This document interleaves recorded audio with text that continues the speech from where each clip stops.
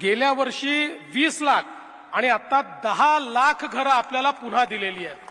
80,000 कोटी रुपयाची गुंतवणूक ग्रामीण भागामध्ये घरांमध्ये आज आपण या ठिकाणी करतो।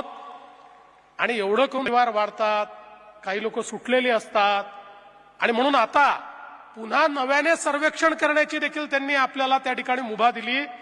जे सर्वेक्षण आता आपण करून राहिलो आहोत म्हणजे अजून कोणी सुटले असतील, काही परिवार वाढले असतील, काहींकडे अजून 2 परिवार तयार झाले असतील, अशा सगळ्यांना त्या ठिकाणी इन्क्लूड करण्याकरता तिसरा सर्वे आपला चालू झालेला आहे।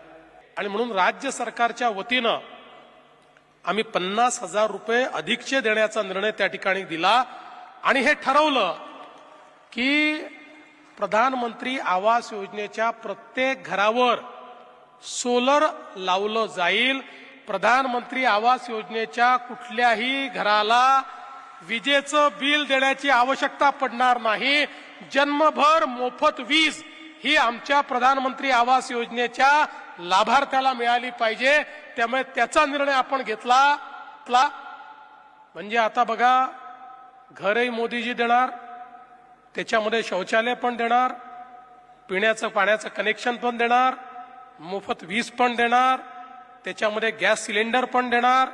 सगळ्या गोष्टी या आपल्या गरीब जनतेकरता मोफत देण्याचा निर्णय मोदीजींनी घेतला आणि ते अतिशय वेगानं हे काम या ठिकाणी चाललेलं आहे। आणि मी अजितदादांचे देखील या ठिकाणी आभार मानेन, कारण ते आमचे वित्त मंत्री आहेत। अडचणी अनेक आहेत आपल्याला, पण घरं बांधायची आहेत, त्यामुळे कुठूनही पैसा काढा आणि घरांना द्या। दादा म्हणाले जेवढे शिवराजजी देतात तेवढे घरं घेऊन टाका सीएम साहेब, आपण कुठूनही पैसा आणू पण पैसा घरांकरता कमी पडू देणार नाही। आणि त्यामुळे आज ही अतिशय आनंदाची गोष्ट आहे की आता या ठिकाणी इतक्या मोठ्या प्रमाणात घरांचं काम चालू झालेलं आहे। आणि ग्रामविकास विभाग ज्या गतीनं गोरेसाहेब आज काम करतो आहे, ही गती कमी होणार नाही, ही माझी अपेक्षा। ही गती वाढेल। अनेक ठिकाणी लोकांजवळ जमिनी नाही आहेत, मग आम्ही ठरवलं की दीनदयाल उपाध्याय योजनेच्या अंतर्गत 1 लाख रुपये जमीन घेण्याकरता देखील आपण दिले पाहिजेत। आणि त्याचसोबत आम्ही असं सांगितलं की समजा आपण ग्रुप हाऊसिंग केलं, आपण त्या ठिकाणी वसाहती तयार केल्या, तर या पैशाचा अधिक चांगला उपयोग हा आपल्याला करता येईल। आणि त्या दृष्टीने आपण अनेक जिल्ह्यांना प्रोत्साहित केलं आणि मला आनंद वाटतो की आज आपण पुरस्कार दिले।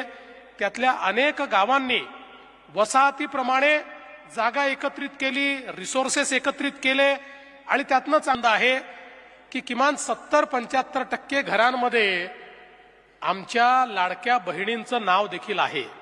हे अत्यंत महत्वाचं आहे।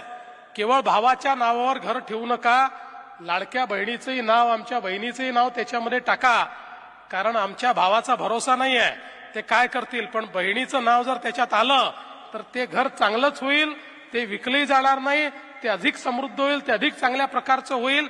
आणि म्हणून हा आग्रह असलाच पाहिजे की घरामध्ये घराच्या लक्ष्मीचं नाव हे त्या ठिकाणी सम्मिलित झालं पाहिजे। आपल्याला माहिती आहे लक्ष्मीचं नाव टाकायचं असेल तर त्याच्याकरता कुठले पैसेच लागत नाहीत, त्यामुळे आणि आपल्याला अनेक प्रकारच्या सवलती मिळतात जर आपण